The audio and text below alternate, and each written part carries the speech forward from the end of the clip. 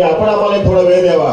फाटक साहेब येतात, आम्ही त्यांना घरानं खूप सांगतो, त्यांना एवढे फोन करतो तेही कंटाळतात. पण माझी आपल्याला विनंती आहे की आपण स्वतः की वसई विलासाठी वेळ द्यावा. येणारी संघटना केवळ नावाला न ठेवता तो कार्यकर्ता तिकडे जो काम करतो याला यंत्रणा खूप स्ट्रॉंग आहे. जर मी जर काम नाही केलं तर मला पण ताबडतोबीने बाजूला केलं पाहिजे की अजून कोण असेल त्याच्यावर आपण पदाधिकारी, महिला आघाडी, युवा सेना आणि सर्व आजी माजी लोकप्रतिनिधी या सर्वांना मी जय महाराष्ट्र करतो. साहेब, आज पहिल्यांदा तुमच्यासमोर बोलायची 2 मिनिटं संधी आम्हाला मिळाली आहे. म्हणजे नेहमी असं म्हणतात, तसेच महानगरपालिका या अनुषंगाने आपल्याला पुढे निवडणुकांना सामोरं जायचं आहे आणि ह्या निवडणुकांना सामोरं जात असताना आपल्याला कुठल्या अडचणी असतील की तक्रार केल्यानंतर त्याला तक्रारी कार्यकर्ता म्हणतात. पण तुम्ही तक्रार करत नाही. थोडंसे माझं जे सर्वांचं मत असेल तुम्ही मांडण्याचा 1 मिनिटात प्रयत्न करतो. साहेबांकडून उमेदवारी आपल्यातल्या कोणाला तरी मिळणार आहे आणि ती निवडणूक जिंकण्यासाठी कोणी एकाला मिळेल आणि सर्वजणांनी आपण उद्या आहोत असं समजून सर्वसामान्य कार्यकर्ता आहे असं समजून लोकांमध्ये जा. तुमचा कधी इगो आडवा येणार नाही. तुम्हाला कधी असं वाटणार नाही की शिवसैनिकांच्या आणि पदाधिकाऱ्यांच्या मेळाव्याला उपस्थित माझ्या लाडक्या बहिणी, लाडके भाऊ या सगळ्यांचं मनापासून मी स्वागत करतो. आणि व्यासपीठावर उपस्थित संपर्क प्रमुख रवींद्र फाटकजी, निरीक्षक प्रमुख कुंदन संके, जिल्हा प्रमुख वसंत चव्हाण, जिल्हा प्रमुख निलेश तेंडुलकर, उपनेते निलेश सांबरे, उपनेते जगदीश धोडी, उपनेत्या ज्योतिताई मेहर, राजेश शहा, या ठिकाणी उपस्थित माजी आमदार मनीषाताई निमकर, संपर्क संघटिका भारतीताई गावकर, जिल्हा संघटिका वैद्य वाडन, अनुसूचित जाती जनजातीचे काय सदस्य आहेत,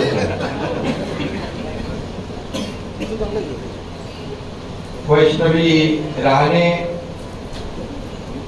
लक्ष्मी चांदणे, जिल्हा संघटिका दोन्ही, आमदार माजी आमदार श्रीनिवास वनगा, माजी आमदार अमित घोडा, माजी जिल्हा परिषद आले, कोल्हापूरचा महापूर, सांगलीचा महापूर असेल, या ठिकाणी खेड महाडचा महापूर असेल, अगदी कशाला उत्तराखंडचा केरळचा महापूर असेल, त्या वेळेस एकनाथ शिंदे तिकडे पोहोचले. आता पहिलगामचं देखील कोणी उदाहरण दिलं.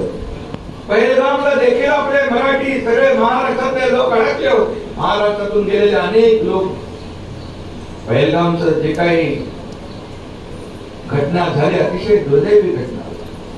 आपल्या लाडक्या बहिणीचं कुंकू पुसण्याचं पाप दहशतवाद्यांनी आतंकवाद्यांनी केलं आणि त्याला चोख उत्तर जशा तसं ईट का जवाब पत्थर से, खून का बदला खून से, गोली का जवाब गोली से आपल्या लष्कराने दिलं आणि आदरणीय प्रधानमंत्री महोदयांनी दिलं. पण त्यावेळेस तिथं जे अडकले होते त्यांच्याशी फोनवर संपर्कात आपली एक टीम डॉक्टर श्रीकांत शिंदेची पोहोचली होती. तिथले एसपी म्हणाले, पुलिस म्हणाले, कहां से आए? बोले मुंबई से आए. क्या पागल हो? बोले क्या हुआ? अरे बोले यहाँ से लोग भाग रहे हैं और आ रहे हैं. बोले हम लोग भागने वालों में से नहीं, भगाने वालों में से.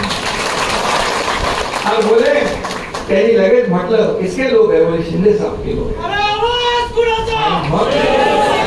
शिंदे साहेब पण येणार, त्यांना विश्वास होता शिंदे साहेब जा रहे हैं. आणि मी तिथं गेलो, त्या लोकांना भेटलो. एक आपला माणूस जो अडकलाय तिकडे, त्याला वाटतं आपला माणूस आल्यानंतर फोनवर बोलल्यानंतर मला ते एकच सांगत होत्या, माझ्या लाडक्या बहिणी, लाडके भाऊ, ज्येष्ठ सगळे बोले आम्हाला इथून लवकर काढा, आम्हाला इथून लवकर घेऊन जा. मग मी कसला बघतो, कसा मी थांबणार. मग पोहोचलो मी आणि विमान वगैरे सगळ्या छोट्या गोष्टी असतात. लोकांचा जीव महत्वाचा असतो.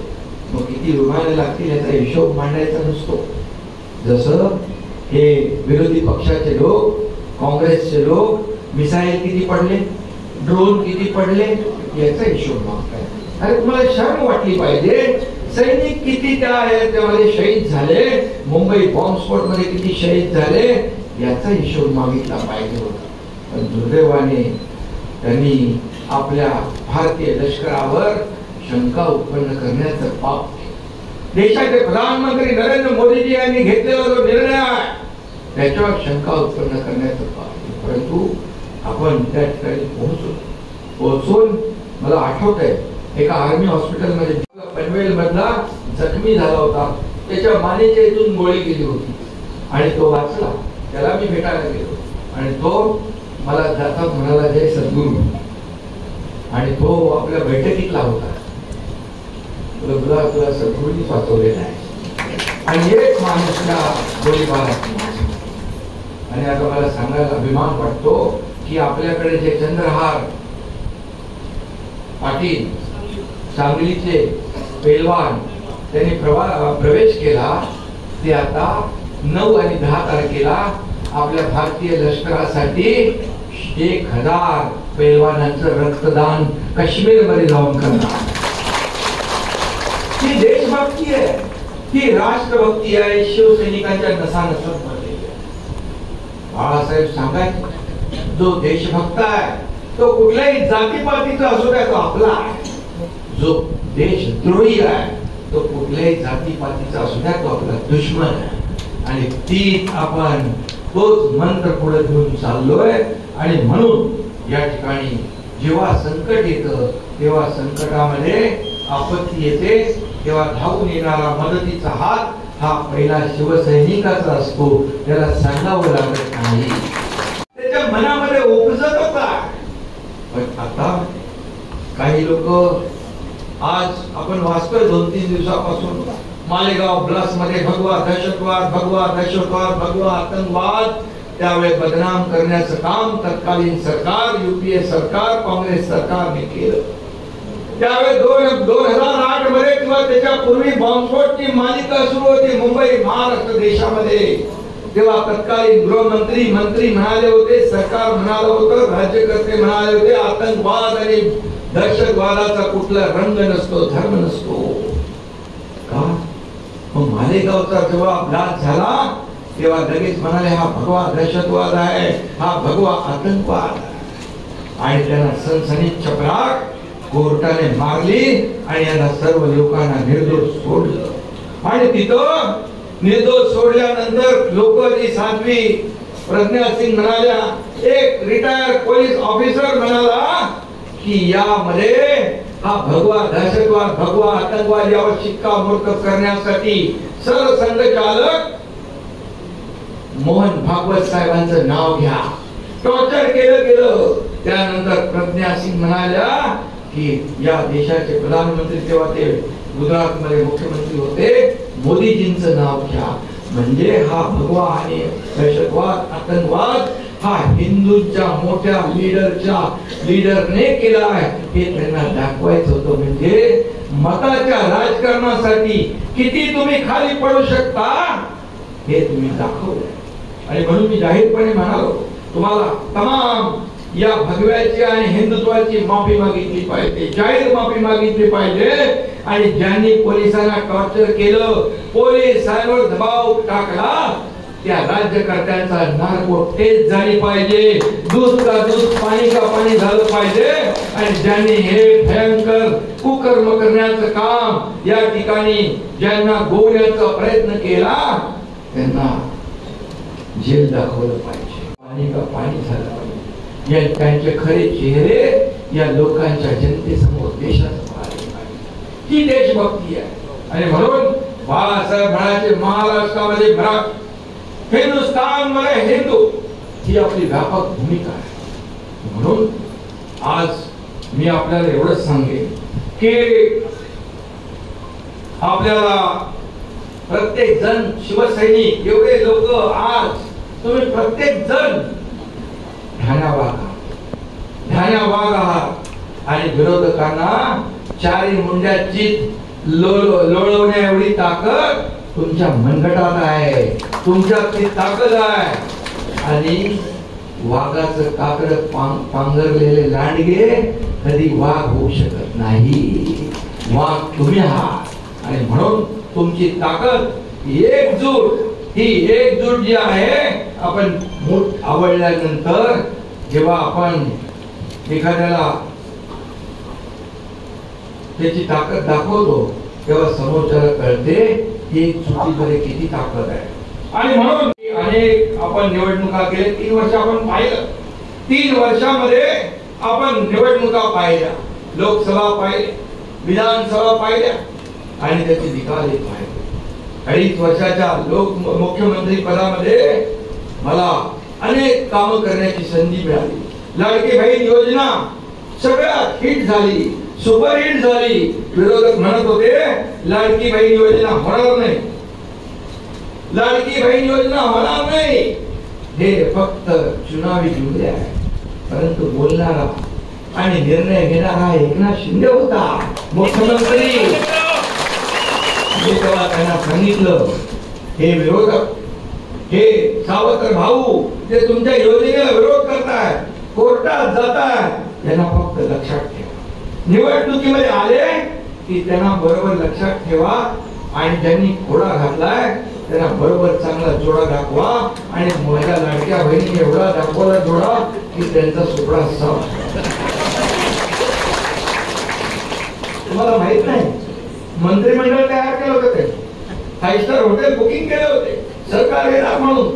सगळे म्हणत होते याला जेलमध्ये टाकू, त्याला जेलमध्ये टाकू, बर्फाच्या लादीवर झोपू. त्याला तुम्ही असं झोपवलं, त्यांच्या हॉटेलचे बुकिंग पण रद्द करून टाकले. ही लाडक्या बहिणीची ताकद. लाडक्या बहिणीने आमच्या सर्व लाडक्या भावाने सांगितलं, आता काय यावेळेस काही ऐकायचं नाही कोणाला. एकनाथ शिंदे माझा लाडका भाऊ आहे, यालाच मतदान करायचं. आणि म्हणून पदे येतात जातात, पुन्हा येतात. बाळासाहेब म्हणायचे सत्ता येते, सत्ता जाते, पुन्हा येते, पण नाव जाता कामा नये, नाव जाता कामा नये. आणि म्हणून बाळासाहेबांचे विचार पुढे नेण्याचं काम तुमच्या एकनाथ शिंदेने केलंय.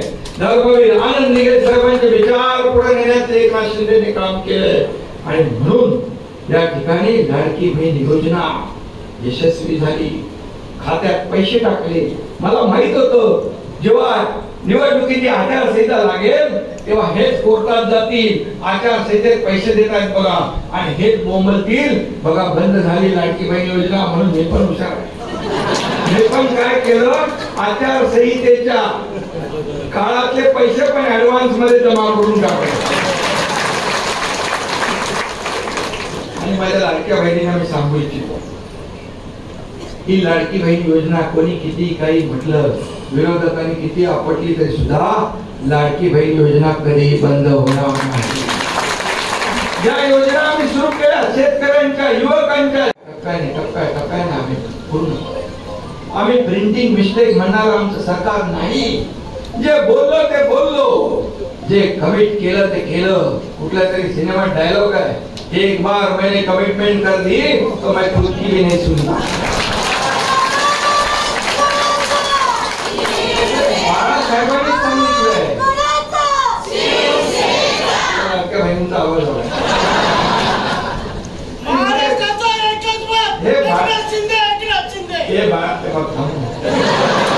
हे बाळासाहेबांचं सांगणं होतं, शब्द देताना एकदा नाही 10 वेळा नाही 100 वेळा विचार करा.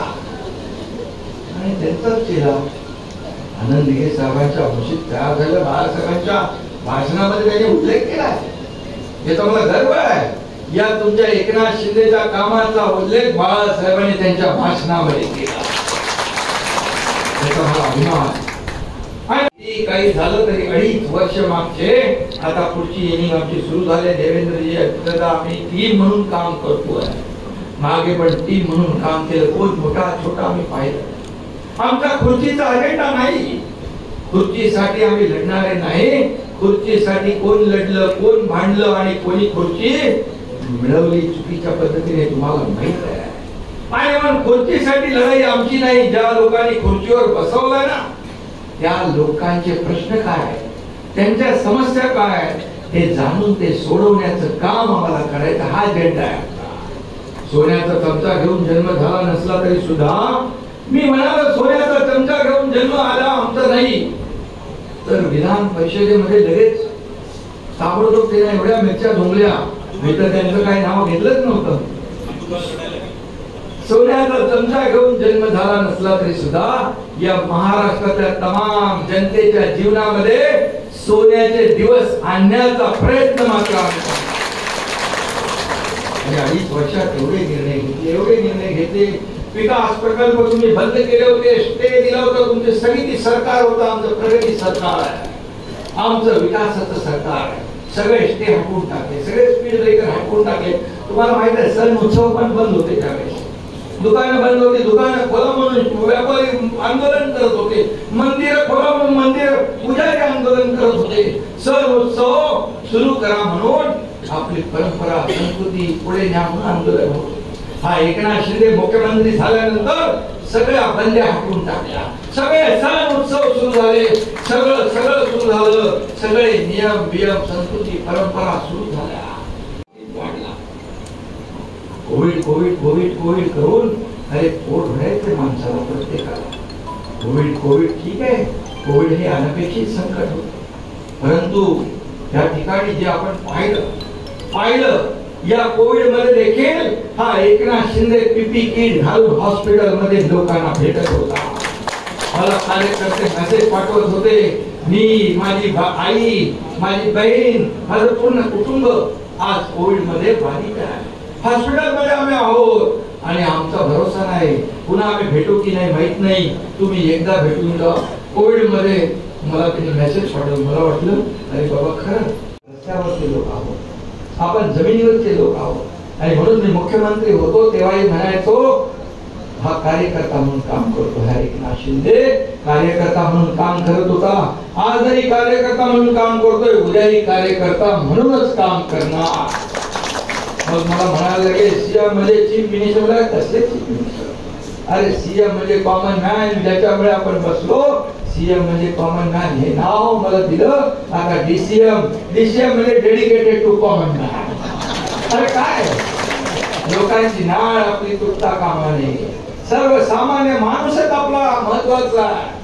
आणि म्हणून तुम्हाला एवढंच मी सांगतो की 22 साली जे या महाराष्ट्रामध्ये घडलं, बाळासाहेबांचे विचार पायदळी पुरवण्याचं काम केलं, आपली शिवसेना काँग्रेसच्या जोकडाला बांधण्याचं काम केलं, धनुष्यबाण गाण ठेवण्याचं पाप केलं.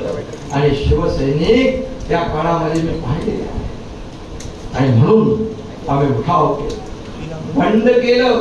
आणि त्यावेळेस उठाव हा संघर्ष कुणाला मुख्यमंत्री बनण्यासाठी नव्हता, कुणाला मंत्रीपद मिळण्यासाठी नव्हता.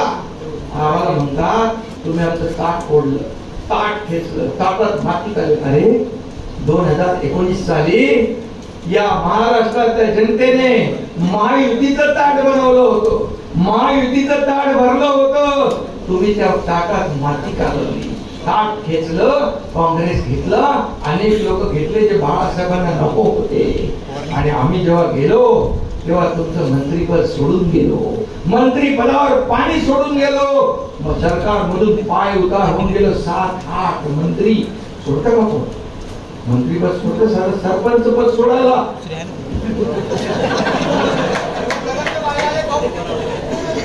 आणि म्हणून आम्हाला तुम्ही काय सांगताय? आम्ही सत्ता सोडून गेलोय. 50 लोक या एकनाथ शिंदेच्या मागे. ही महाराष्ट्र नाही, देशातली नाही, जगातली पहिली घटना, एकमेव घटना आहे. हा इतिहास आहे, हा विश्वास आहे, हा शब्द आहे, ही कमिटमेंट आहे. म्हणून आज 2.5 वर्षात जे काम केलं आपल्या समोर, सर्व कामाच्या जोरावर आतापर्यंतच्या इतिहासामध्ये महायुतीला कधी 232 जागा मिळाल्या नव्हत्या. या कामाची पोचपावती, लँडस्लाइड विक्टरी लोकांनी दिली. सगळ्यांच्या अपेक्षा भंग ठरल्या, सगळ्यांचे अंदाज फोल ठरले आणि या महाराष्ट्रामध्ये इतिहास घडला. मला त्यावेळेस म्हणाले एकही आमदार निवडून येऊ देणार नाही. मी म्हणालो होतो देवेंद्रजी आणि आम्ही दोघं मिळून 200 पार गेल्याशिवाय राहणार नाही. आणि नाही आले तर एकनाथ शिंदे गावाला जाईल शेती करायला. कारण मी शेती आणि 200 पार 232 झाले.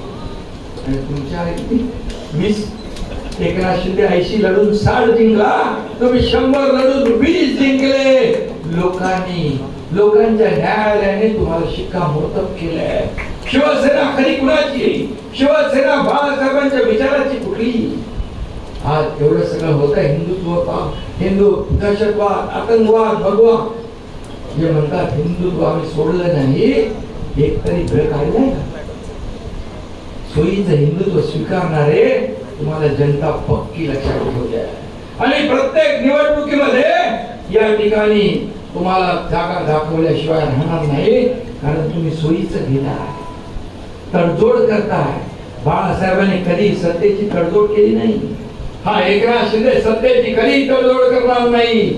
सत्ता असू द्या नसू द्या, हा एकनाथ शिंदे या महाराष्ट्रातल्या तमाम जनतेसाठी आयुष्यभर काम करीत राहील, जोपर्यंत माझ्या शरीरात रक्ताचा शेवटचा थेंब आहे. करणाऱ्यांनी पहिलं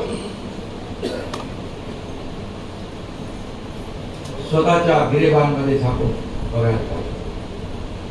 समोर बोट असतं त्यावेळेस 3 बोट आपल्याकडे असतात. आणि म्हणून मी सांगतो, आरोप तुम्ही करा, शिव्या शाप द्या एकनाथ शिंदेला. एकनाथ शिंदेचं नाव घेतल्याशिवाय त्यांना झोप लागत, बसता उठता स्वप्नात देखील एकनाथ शिंदे. कारण त्यांनी मला एवढं हलक्यात घेतलं, एवढा मी हलका माणूस नाहीये. आणि म्हणून तुम्ही हलक्यात मला घेतलं आणि तुमचा तक्ता पलट त्या एकनाथ शिंदेने केला. म्हणून एवढं सांगतो, आणि या जनतेने महाराष्ट्रातले स्वीकारलं कोण? या महाराष्ट्रातल्या तमाम जनतेने स्वीकारलं. लाखो लोक येत आहेत, हजारो लोक शिवसेनेमध्ये येतात. आता येताना पण मी एक मुंबईचा नगरसेवक रामदास कांबळे आणि त्याचे शेकडो सहकारी उबाटाचे प्रवेश घेऊनच इथं आलो. प्रवेश घेऊन इथं पण मला वाटतं प्रवेश आहे. आणि त्यामुळे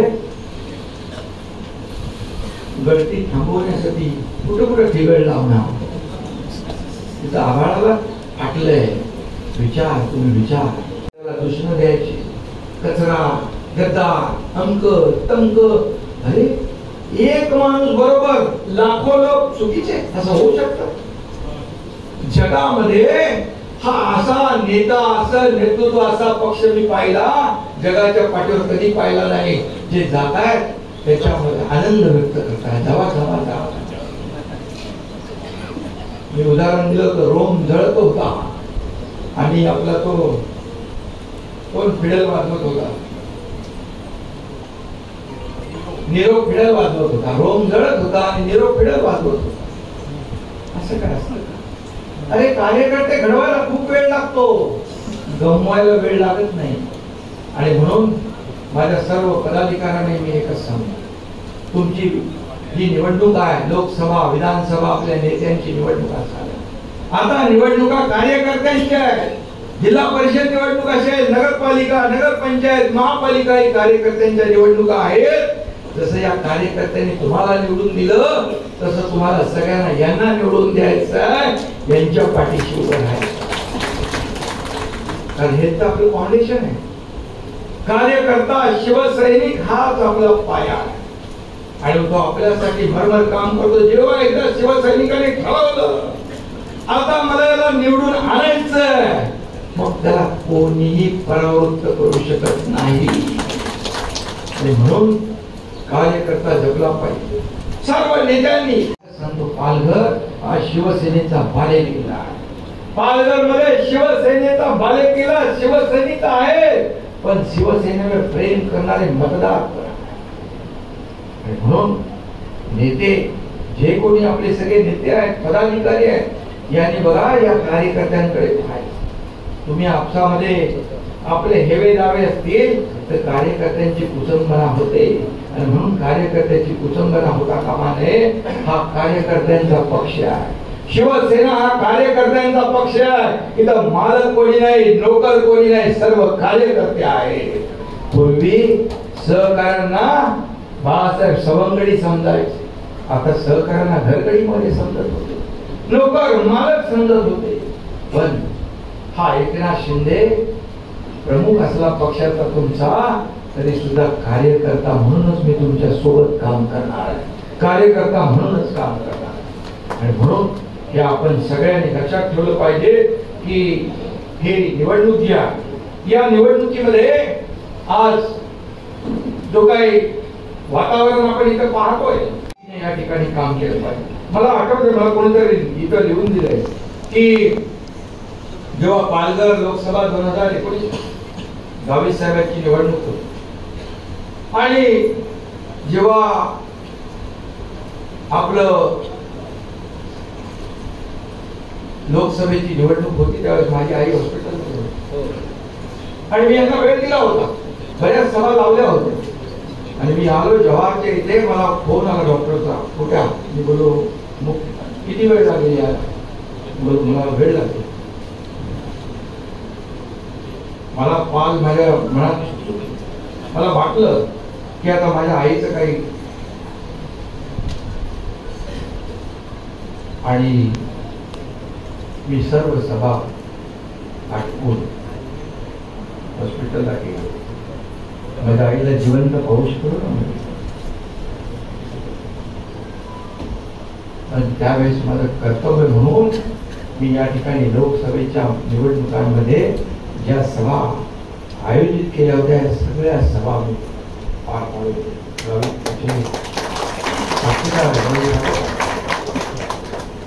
शेवटी आपलं हे संघटन आहे, शिवसेना आहे, परिवार. आणि म्हणून आपण म्हणत ना आधी लगीन कोंडाण्याचं मग राहिला, परंतु ते इतिहासामध्ये आज छत्रपती शिवाजी महाराजांचा आदर्श डोळ्यासमोर छत्रपती शिवाजी महाराज आपलं महाराष्ट्र. आणि मग आपले दुःख, आपले मतभेद, आपले हेवेद, आपले हे सगळं बाजूला घेऊन एकच लक्ष ठेवायचं, हा भगवा झेंडा, हा भगवा शिवरायांचा आहे, हा भगवा हिंदुत्वाचा आहे, हा भगवा तेजाचा आहे आणि हा भगवा बाळासाहेबांचा, दिघे साहेबांचा आहे, हे लक्षात. आणि हा भगवा कधी उतरू नये म्हणून तुम्हाला माहित आहे एकनाथ शिंदेने अनेक वेळा अनेक संघर्ष केले आणि म्हणून तेच आपल्याला देखील करायचं. आणि म्हणूनच आज साठी मी अनेक वेळा आलोय, अनेक निवडणुका अटीतटीच्या आपण जिंकलेलो आहे आणि म्हणून जो काही आपण शिस्त म्हणून काम करतो आणि निवडणुका, अनेक निवडणुका पालघरच्या आपण पाहिलेल्या आहेत, लढवलेल्या आहेत, जिंकलेल्या आहेत आणि त्यामुळे चिंता करायची नाही. एवढे पदाधिकारी, एवढे प्रमुख कार्यकर्ते ज्या पक्षात आहेत त्या पक्षाला कुणीही पराभूत करू शकत नाही. त्या पक्षाचा विजय पक्का आहे आणि म्हणून पालघर हा शिवसेनेचा बालेकिल्ला आहे आणि तो आपल्याला बालेकिल्लाने गड आपल्याला सर करायचा आहे. आणि म्हणून या ठिकाणी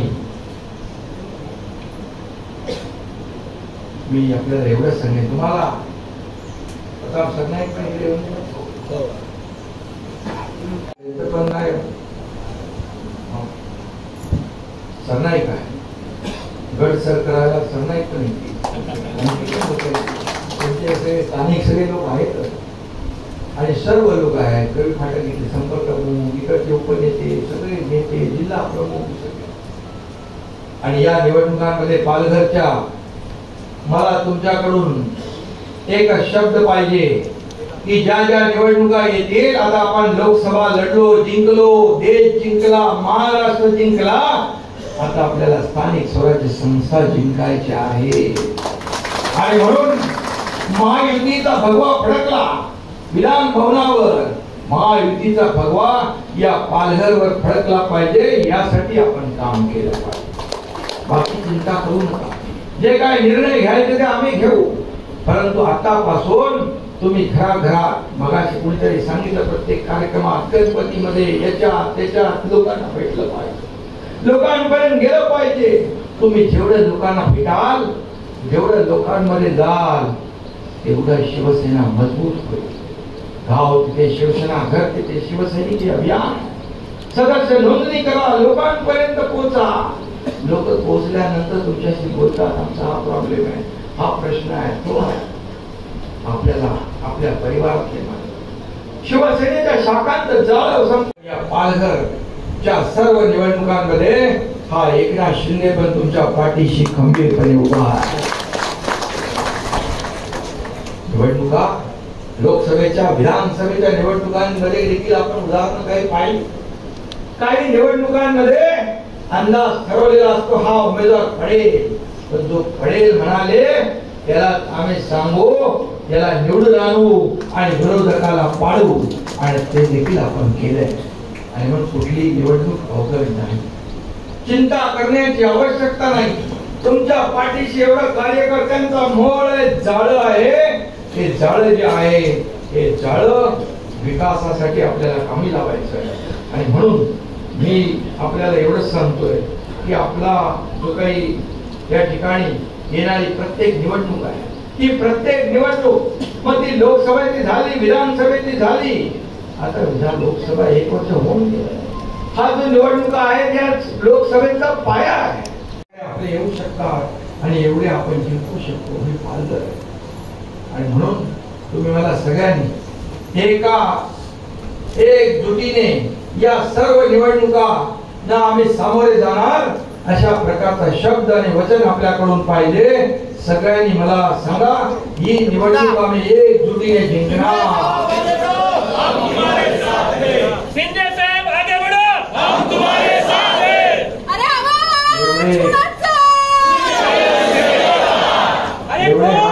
एकच केलाय, 2 केले. आणि म्हणून आपण त्या ठिकाणी नोकऱ्या मिळाल्या पाहिजे, रोजगार मिळाला पाहिजे, काम धंदे मिळाले पाहिजे. गेम चेंजर प्रकल्प आहे, मोठा प्रकल्प आहे. फक्त पालघरचा नाही, महाराष्ट्र देशात. आणि म्हणून जिथं जिथं आपल्याला जे जे काय आवश्यक आहे तिथं तिथं हा एकनाथ शिंदे तुमच्या पाठीशी उभा राहील ही खात्री देतो, ग्वाही देतो. पुन्हा एकदा सगळ्यांना मी सांगतो, भगवा फडकवण्याचा आजपासून आपण संकल्प करूया आणि गावागावात तालुक्यात प्रत्येकाला भेटी गाठी मेळावे सुरू करूया. धन्यवाद. जय हिंद, जय प्रवेश होत आहे. आवाज कोणाचा? नवीन पक्ष प्रवेश होत आहे, त्यांची नाव पुकारण्यासाठी क्रमाने यायचं आहे.